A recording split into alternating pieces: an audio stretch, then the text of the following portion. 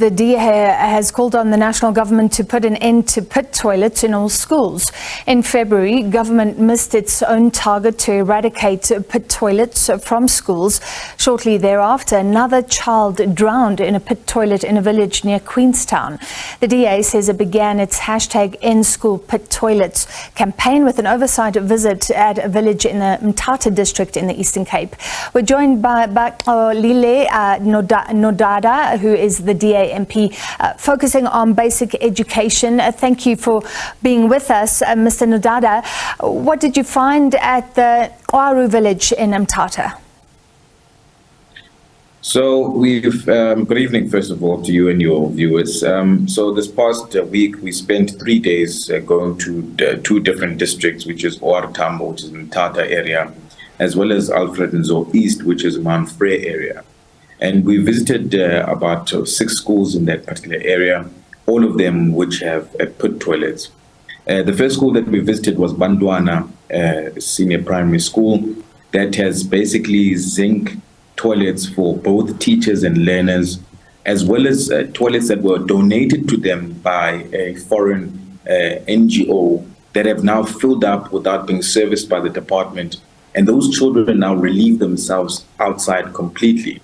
Another school that we visited, you'll find that the community just built the toilets themselves because the old pit toilets are dangerous for the children because the seat itself is too big for the children to be able to sit on that.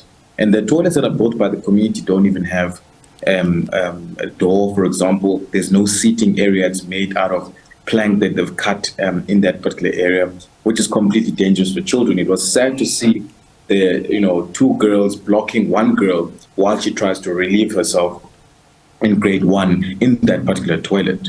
And it was horrible sights that we've seen there. We've come across toilets that were last built in 1993 in Mnisane, a primary school in Mount Frey, and a goat had recently died in those particular pit toilets and fell in there. And parents there feared that their children could be next and be that goat itself because those toilets were last built in 1993. This new dispensation of government has not built those toilets. Neither are they identified for their safe for their CD program that they had missed a deadline that you mentioned earlier in February. So can I clarify that? You're saying that there should be an audit, as it were, of all the pit toilets, part of that SAFE program, and the toilets you found aren't even on there, meaning government could be missing many more. Is that correct? That's precisely why we're doing these oversight visits, because in March 2021 on Human Rights Day, we visited the family of Langalamviki in Escapini in the Eastern Cape, which you mentioned now near Dordrecht. And you'll find that many of the schools that we visited this past week, 3 days, are not even on the list of schools that have pit toilets. And when you look at the National Infrastructure Management System, which is NIMS, that the department uses, that system still indicates that there's over 5,200 schools that still use pit toilets. And the SAFE program has not identified all of the schools that exist that still have pit toilets, therefore meaning that there's a discrepancy in terms of reporting of how many schools need to be eradicated of pit toilets.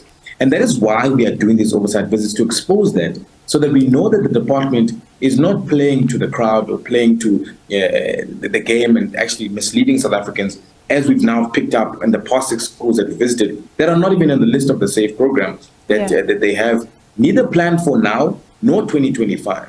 And it's quite sad because the school that we visited in Mount Frey, Nomkologoto itself, still has open pit toilets. Children are running around there in grass next to those pit toilets. They could literally fall in there and literally die, like Langalamvik and many other children. So Mr. Nodada, this is a huge issue for the parents, for all South Africans. It's a tragedy that it's still there and pretty unbelievable. But some might be cynical about the DA launching its campaign now, waiting. Of course, this has been an issue for years. Does it have anything to do with elections? Look, I'm a father of a 4-year-old son. And when I visited the family of Langalamviki, I could only imagine how devastated, her mom was. And it's terrible that, sitting in the Portfolio Committee on Basic Education, you have to deal with real life issues of this nature. I don't think that we can play with the future of our children and make it about politics. It's important for us to make sure that children study in a conducive learning environment at school. We've been fighting these issues for years now. But what is more painful for us is that the department has missed more than 3 deadlines of their own dates that they've set. And it's important for us to play a role to hold them accountable to that. Because is it going to be my child who's next who's going to die in a pit toilet, or the next parent? How many families must feel the devastation of losing a child in a pit toilet 30 years into democracy? There's a budget that is there. It just needs to be efficiently used to eradicate these pit toilets so that children can. And it's so sad because it's in rural, poor communities that I come from. I myself personally almost fell in a pit toilet when I used to go to school. So this is a personal issue, but more so than anything, it's family issues where parents don't want their children to go to grave sites in schools, but rather goes to schools that create a conducive learning environment for them. All right, thank you for being with us. Bakalile Nodada, DA, MP and Shadow Minister of Basic Education.